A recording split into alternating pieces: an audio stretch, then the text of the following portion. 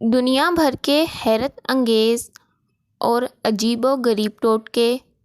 رات کو نیلے رنگ کا کپڑے پہنو تو گھر میں جگنو آنا شروع ہو جاتے ہیں۔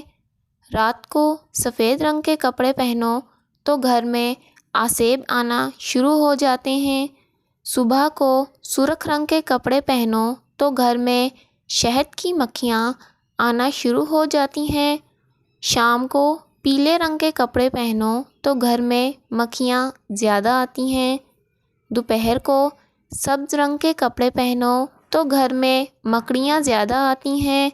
رات کو گلابی کپڑے پہن کر سونے سے گھر میں لال بیگ آتے ہیں۔